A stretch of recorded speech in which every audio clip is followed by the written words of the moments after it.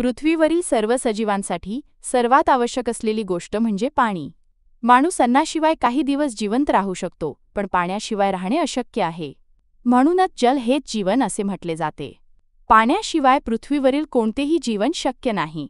पाणी ही जीवनाची मूळ गरज आहे. आपल्या पृथ्वीचा 71% भाग पाण्याने व्यापलेला आहे, पण त्यापैकी फक्त 3% पाणीच पिण्यायोग्य आहे. उर्वरित 97% पाणी समुद्रात असून खारे आहे. त्या 3% मधून बहुतेक पाणी हिमनगांमध्ये साठलेले आहे, त्यामुळे माणसाला वापरता येणारे गोडे पाणी खूपच कमी आहे.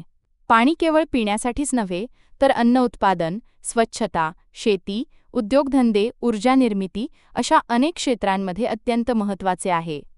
शेतात पिकवले जाणारे धान्य, भाज्या, फळे या सर्व गोष्टींसाठी पाण्याची गरज असते. जर पाणी नसेल तर अन्नधान्याची टंचाई निर्माण होईल आणि उपासमार वाढेल. पाण्याचा अतिवापर आणि अपव्यवहार मोठ्या प्रमाणावर होतो आहे. लोक दिवसभर नळ वाहू देतात, शेतीत डबक्याने पाणी घालतात, गाड्या धुण्यासाठी मोठ्या प्रमाणात पाणी वापरले जाते. पावसाचे पाणी साठवले जात नाही, त्यामुळे जमिनीतील पाण्याची पातळी कमी होते आहे. आज अनेक शहरांमध्ये आणि गावांमध्ये उन्हाळ्यात 2 ते 3 तासच पाणी पुरवठा होतो.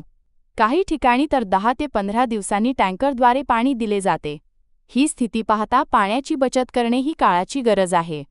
पाण्याची बचत करण्याचे अनेक मार्ग आहेत.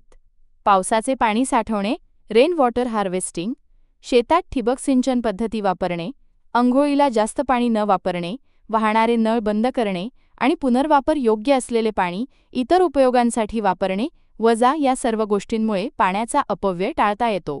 शाळांमध्ये, समाजामध्ये आणि घराघरांत पाण्याच्या महत्त्वाची जाणीव करून देणे आवश्यक आहे. सरकारनेही जलशक्ती अभियान, जल जीवन मिशन अशा योजनांद्वारे लोकांना पाणी बचतीचे महत्त्व पटवून दिले आहे. जल हेच जीवन या वाक्याचे खरे अर्थ समजून घेतला पाहिजे. पाणी वाचवणे म्हणजे आपल्या भविष्यासाठी शाश्वत जीवनशैली निवडणे.